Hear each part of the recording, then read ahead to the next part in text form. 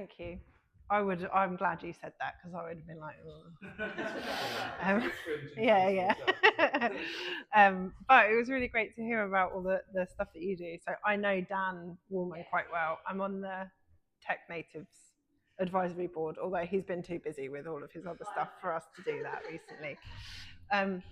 Yeah, and we also do, so we do 3 different work experience programs with 3 different colleges every year. This is completely separate to what I'm going to talk about here, but oh no, it is linked. And yeah, so a few different colleges, one that's like T-levels. We also do one for BASVIC students and Deviate, which we did that for the first time this year. It's kind of all got the same sort of structure though, like it's kind of Dragon's Den style, depending on how much time they have, whether they're based with us or in the college and who's facilitating. We kind of give them a brief, bless you, and we give them a brief and kind of talk a bit about how we work and like how kind of cross-functional, don't use language like that with the students because they're like, what? How that all works and different roles and what different people bring to it and all of that kind of thing. And then we go back, or they are in the office with us for a week or so. We'll go back a week or 10 days later with a panel of industry experts. Makes it sound a bit fancier than it is, who they present to, and then we kind of give them feedback based on that. And it is really, like, it's one of the most rewarding parts of what I do. I love it. Even though you turn up every time without fail, with one of the colleges particularly, and the kids are like, they're so disinterested or feigning disinterest. And then when you go back like 10 days or 2 weeks later and they're like being competitive about it and they've put loads of work into it and they've told you about doing their daily stand-ups in their small teams and all of that stuff, like it's just brilliant to kind of to see that. And actually it's brilliant to see that at the college where probably the kids need that sort of engagement the most. Yeah, it's really good fun. But every time, the first morning when I go in, I think, oh, why am I doing this? And then they warm up a bit and it's fine. Okay, so who here works like in tech? Okay, cool. How many of you are like technical? Okay, so yeah, okay. That's probably fairly representative. So I think I was looking at some kind of data and stuff, and roughly half of digital industry roles are non-technical. So, and I, again, going back to the work experience thing, I always think that's so interesting because we quite often will go in and be working with, in that context, with computer science students very often. And when we talk about the different roles in the teams that they're going to form and the projects they're going to work on, they'll say, well, I don't care about that because I'm just going to be a programmer. So I don't have to think about the, you know, and they're like 15, 16, like, you know, got to cut them some slack. But they, you know, they've got a very, I guess their idea is that, well, I'm just going to be given tasks and I will get on with those tasks and that's my job. And I don't have to worry too much about communication or project management methodologies or all of those sorts of things. And also from my own perspective, I will talk a little bit about this, about myself. I have absolutely no technical background whatsoever. I joined Dabapps really as their first non-technical hire, probably 11 years ago, almost to the year, in fact. 11 years ago, I joined a team of very technical, very skilled programmers. And I spent the first 6 months, one, questioning what I'd done, and also really having to work very hard to understand what people were kind of talking about and be really comfortable with feeling like the stupidest person in the room and asking questions that they all knew what they were talking about and stuff. So I think, yeah, it's kind of really interesting to think about this, like different people's pathways into tech careers. And there are a lot of people, I think, who have transitioned career into tech programming, particularly probably in the last 10 years or so as well. And actually, I think, life skills and your experience from lots of other roles, different backgrounds, and diverse teams are really important to deliver good work, basically, and to get the most out of a team. So yeah, I'm just going to talk a little bit about what it kind of means to lead and make an impact in tech without ever writing a single line of code, which is accurate for me. Oh God, now I'm trying to go between two screens because I've got notes. This could go. Yeah, I could do that. I just phone. Maybe I'll just do that. I just want to remember what I'm gonna. Yeah. Okay, bear with me. Okay, so I basically I never went to uni. Probably much to my parents' disappointment. I kind of ended up traveling quite a lot, taking several gap years and working like in hospitality basically whilst I did that. I then came back and thought, okay, I should probably really try and get a proper job, or something that I wanted to do. I knew I didn't want to do like hospitality long term. I kind of managed some restaurants and stuff, and I was like, the hours are rubbish. I don't want to work every weekend and evening for the rest of my life. So I did a marketing, Chartered Institute marketing distance learning course a long time ago. And then really through some people that I got to know, actually working in the pub, so it did help. I started doing 1 day a week for an organisation who found, facilitated and provided interpreters for people who are deaf and hard of hearing. I think that's probably where my first kind of interest in and exposure to probably like accessibility and that kind of stuff came. Because I spoke about this at the DigiFest day. I was on a panel, and actually I went to an event when I worked for them, where I was the only hearing person in probably 500 people. And I went to an evening kind of event, and I was like, wow, this is an eye-opener, because I couldn't I had very basic sign language. I learned some sign language, but I couldn't effectively communicate with anyone in that room for the whole time that I was there. So it was kind of like something that I think has then continued to run through my career, and why I think that stuff's important. I ended up going to a Women in Tech event. I was working for a company in Brighton, and I had a great time there. I was enjoying the kind of marketing and sales stuff, but I felt like I'd reached, because of the structure of the organisation and what their plans were and everything else, I felt like it was time to move on. And I went to a Women in Tech event. It still annually happens, I believe. Well, it definitely does. It's called She Says. It's actually a kind of an international organisation, and they basically kind of champion women in tech. And I went to that, and I was like, oh, this is like a whole thing. And I kind of I had a sense, or like I kind of thought I want to move more into sort of a digital or tech space at the time, but I had no clue about it. And I went to that and heard from some really brilliant, inspiring speakers. And then again, it came through meeting people from going to events and talking to them, that I ended up meeting Chris, who is one of the founders of Dabapps, and somehow persuaded them to give me a job. No, they were looking to hire.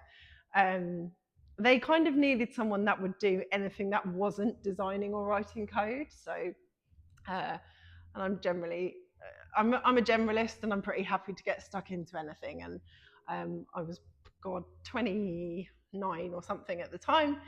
And yeah, I kind of interviewed with them, did some research about what a mobile app was, and then and the difference between that and web apps, and what is Python, I don't know at the time.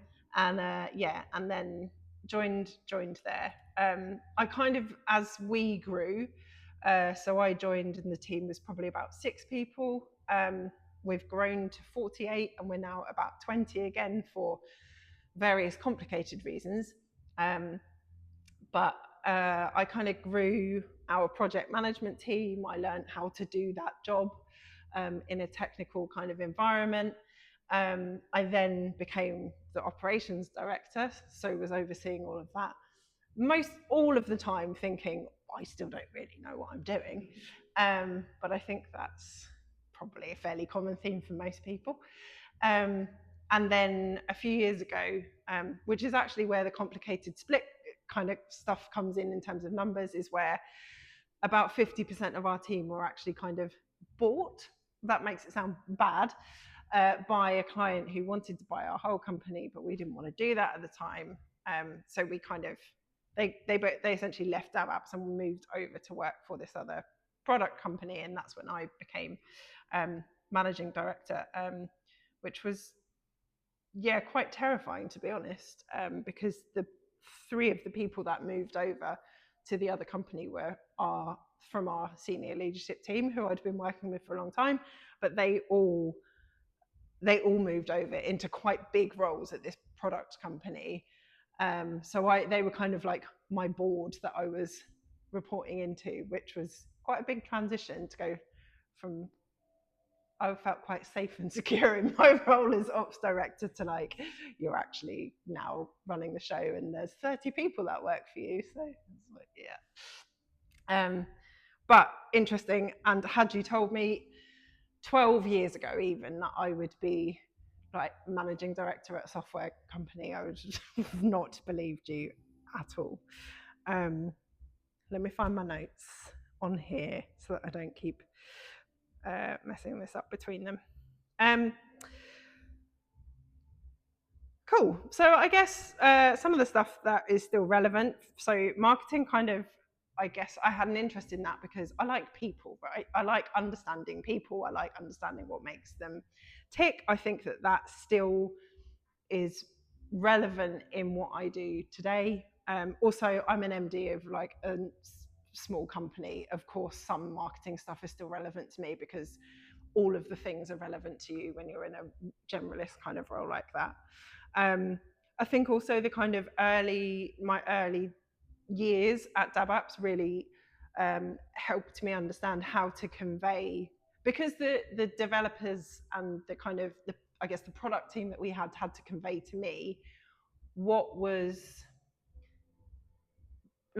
they were talking about meant. I then had to translate that to the client. So actually having someone that didn't understand that was probably quite a good learning curve for everyone. And when I joined, I basically started making a glossary of all of the words that people bandied around that I didn't understand, and then would sit down every few weeks with Jamie, our tech director, and be like, right, what does this mean? Do I need to know about it? Like all of that kind of stuff. And that's still something that is kind of in play today when people onboard. So a project manager or someone in a marketing role or business admin role kind of joins the company, we've still got that stuff so that they feel like they have some level of understanding of and there's meaning behind the work that they're doing. And I think all of that is kind of like, there's that, those things are about curiosity and communication, and that's massively, massively important, whatever your role is within a tech business and tech industry. Am I on the right thing? Maybe? So I've kind of touched on this already, but confidence isn't about knowing everything. I definitely learned as I started to be the person that was responsible for interviewing and hiring people. It's really interesting to kind of like observe yourself and reflect on how you're responding to those things, because I went through a phase when I was hiring project managers, and I got really worried and felt quite insecure about the fact that I was interviewing and hiring people who were way more experienced than I was, who were better at the job than I was. We've got two project managers now, like full-time PMs, and they are absolutely better project managers than I was. And that for a while was quite scary, quite intimidating. I think felt quite a lot of like imposter syndrome around that sort of stuff, like I was going to be found out. But actually, really, what you want is your team to be bloody good at what they do and better than you, and actually kind of like leaning into that and trusting that. It was a really positive kind of learning experience. Yeah. So, and just some other kind of stuff that I was reading about in terms of cross-functional teams. Like there's so much data around like having diverse teams, cross-functional teams, like they will deliver better, like they will deliver things and they will work together more effectively.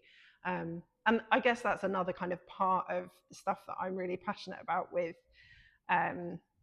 you know, kind of increasing diversity and visibility and all of those things in tech is that we're going to make better stuff if we keep working on that, and if we keep trying to get different people from different backgrounds engaged in this industry. So yeah, I think that's really, really important.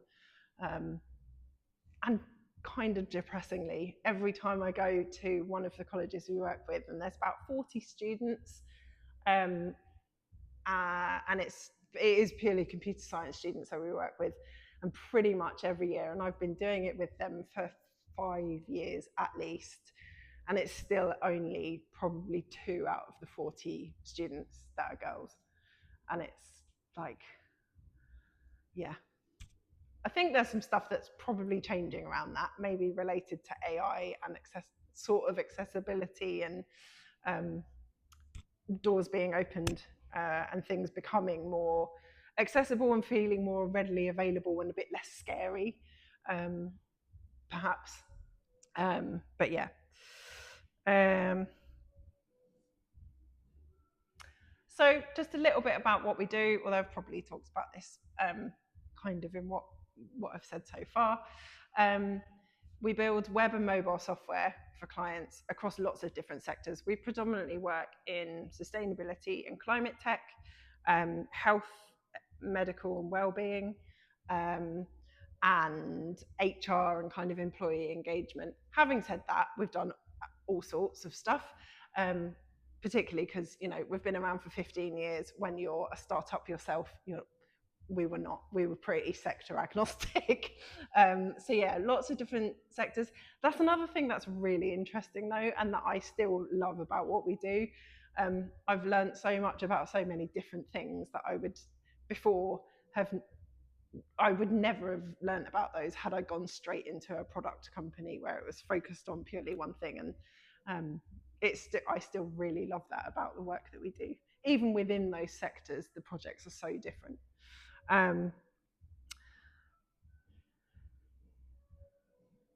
That's another interesting stat, maybe. So the UK digital sector employs over 3 million people, and actually fewer than 1 million are software developers. It will be really interesting to see how that stuff changes over the next few years, given the use of AI in computer programming and all of that stuff. More on that later. But I think that this bottom one is the thing that, this is kind of the stuff that I can bring to the table. I'm not a tech person. I have no desire to be a programmer. There have been times when I've been managing them that I've been like, God, it'd be a lot easier if I could just do this. I don't mean that in a bad way. I just mean it in like yeah, I wish I could. But, it's people first. And that whole communication, being able to have like very open discussion, all of those things is just so important, whatever your role is on a kind of a technical delivery team. Yeah, so again, kind of going back to stuff that I said at the start, like being curious and solving problems. If we can't start to try and design a solution if we don't know what problem we're solving. That's what we always have to kind of try and understand with our clients. I had a conversation sort of recently, and I've had lots of these over the years, where sometimes companies will just think, I just need like an app of some description, I think. And I was like, okay, I mean, great, that's sure, but it's got to solve problems, it's got to deliver value. Particularly if it's startups or scale ups and they've got investment, like the only thing is, okay, what return are we going to be seeing on this stuff? And so you and the client and the team surrounding that need to kind of understand what that problem is, how you're solving it, what your kind of success measures are going to be. I think that's so important for everyone to have that context. And kind of going back to the work experience stuff again, and the students wanting to almost sort of distance themselves and say, I'm going to be a programmer. I don't need to sort of worry about this other stuff. It's kind of like, actually, there's so much you can get from it by understanding that stuff, by understanding the meaning of the products that you're building and who the audience and who it's going to help and why, and all of those sorts of things. So I think that's really key, and keeping people engaged in that. Like, we've got projects that we've been working on for the entire time I've been with the company, and they're still clients. And I think as teams change and the company changes, it's still really important every now and again to get the client in to talk to the team who's actively working on it, so that they actually understand that stuff.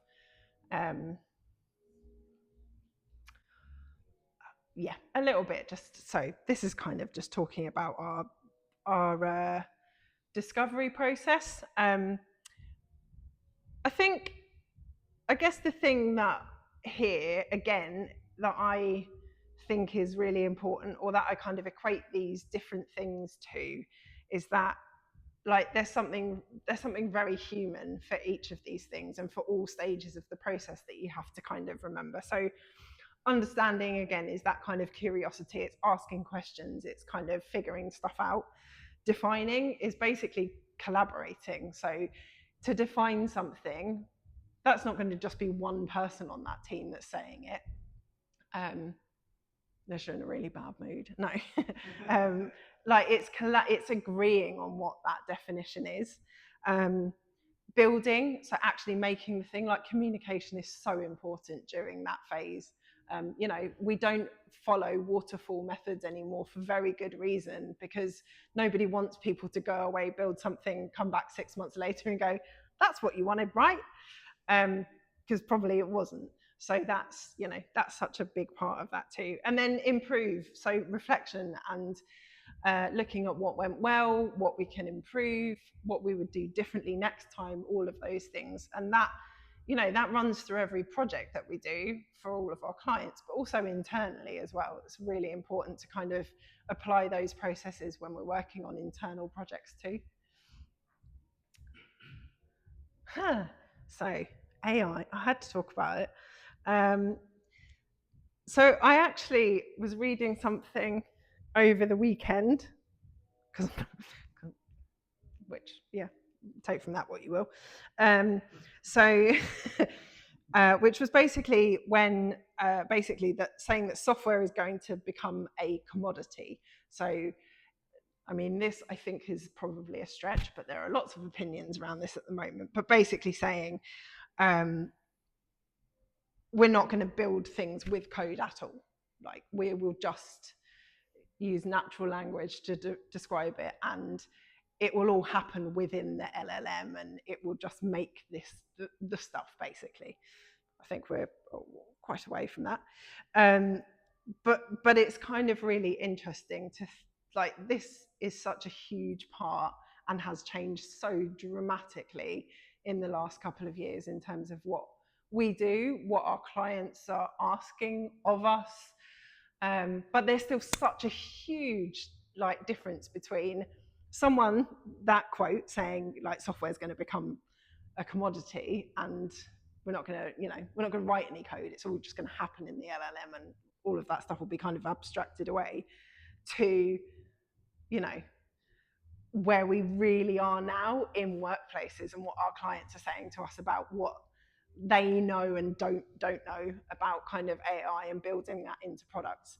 And again, I think this kind of goes back to a lot of the stuff that I've said around asking questions like, okay, you want to add some AI, why? like, what is it going to do? What problem is it going to solve? Is it going to be meaningful?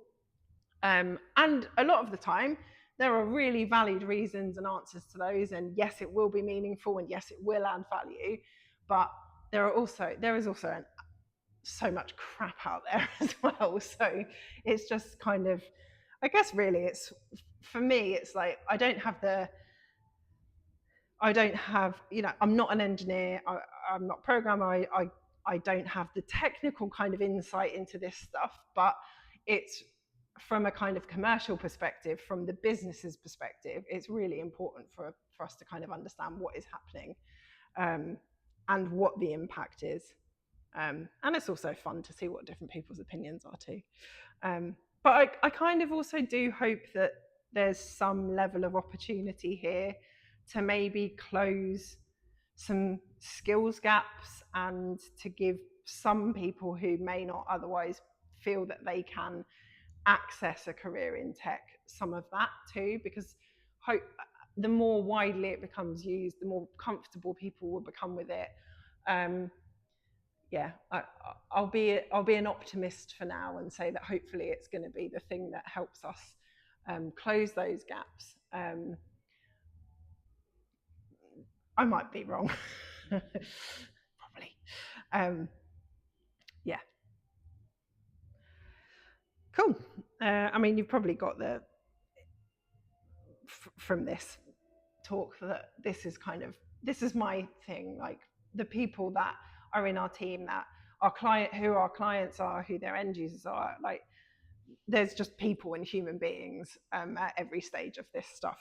And of course, the tech has to be good, and it has to be robust and scalable and all of that stuff.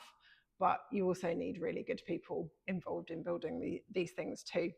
Yeah, so it's just really important, kind of, that for me, that we're kind of designing systems that actually, like, make life better, that give some people a quality of life in some respect. And that might be meaning that the user experience of an employee survey that you're completing is easier, or it might be an NHS app that we did several years ago with a Sussex Trust, which supported people who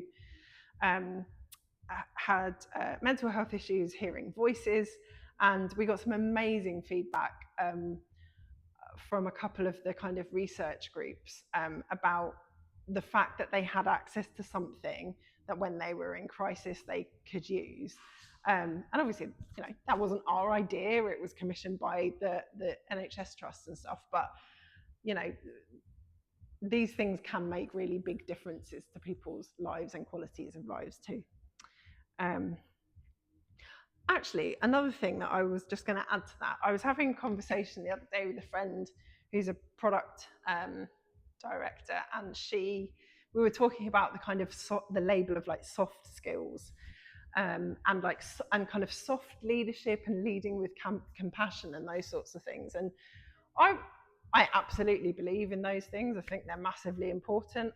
That's what I always strive to do. But also, I think we need to move away from, I kind of hate the language as well. Like, it's somehow not as important, or not as, I don't know, like, the emotional intelligence side of things is not as important as the kind of maybe technical ability or design ability, whatever it might be, the kind of technical aspects of somebody's job. And actually, I think they are absolutely critical to a business's infrastructure. I think they're so critical to the success of a business, of a product, of teams. So we need to find some better language for that. But I don't have any suggestions right now. If anyone does, let me know. Yeah.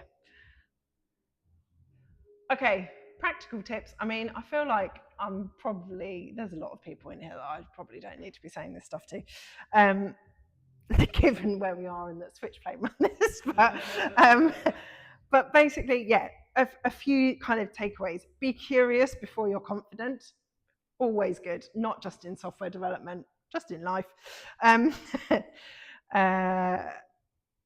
I guess kind of design the conversation, like that human element of it, and getting answers to questions, and having challenging conversations as well, like with clients, kind of like challenging people's ideas or things that they might be very wedded to, but actually it takes somebody external to step back and to put forward different ideas. Build relationships before roadmaps. Quite like that. Although probably the pressure would be the other way around for the most part. And then as well, like asking again this kind of like, for anyone that works, probably I was going to say that works in tech, but I don't think that's true. I think anyone in kind of in life, probably things are always going to change. Like I was having a conversation today with two of the other directors, and we got really stuck on some semantics. I think everyone was kind of saying the same thing, but one of us was sort of saying, we need to come out of this workshop with like real certainty of what we're going to build. And I was like, well, that's not going to happen. Like, we're going to spend 3 hours with these people. We're going to get some idea of some of the stuff that they might build, and then we'll do some more work to figure that out. And also, we'll get to the end of that piece of work to figure it out and deliver it. And they'll go off, and maybe these folks are a startup, so they're kind of getting investment and stuff. I was like, and then by the time that they've got the investment and come back, there will be some differences as well. Like, what you need is clarity. You don't need certainty. And that can be really difficult in business, and it's really difficult with clients, because you're kind of a lot of the time having to say, well, we think roughly it's going to cost this much to deliver this thing, and there's so often no certainty really around what it is you are going to be ultimately delivering a year or so down the line. But because they will change their minds, right? And different things will... So It does, yeah. Bizarre hearing it. Yeah. Kind of reflective, actually, yeah. Well, interestingly, this is unrelated but quite fun. Well, it was fun for me. So I've been on a leadership exchange program. I got a funded place through, again, someone I know. Honestly, networking and getting to know people is like, so I got a funded place, and you get put into a trio of people. And one of the people was like head of commercial at the MOD. So I just went and spent 2 days at the MOD quite recently. And I think almost the best, I don't know if it's best or worst actually, given where I was, thing about it was seeing, like, this is stuff on such a huge scale. Like, I've only ever worked in SMEs. Like, I had no context of the sorts of scale decision-making numbers that we were kind of dealing with. And I was able to sit on meetings. And actually, at the end of my 2 days, I was like, I mean, it's the same problems. It's just on a different level. So I think it's, and probably the thing that's the most complicated is human beings, right? So, for good reason. I think that's it. I've just talked through the bit without skipping the slide. I'm really bad at doing that lining up thing. Thank you. Has anybody got anything?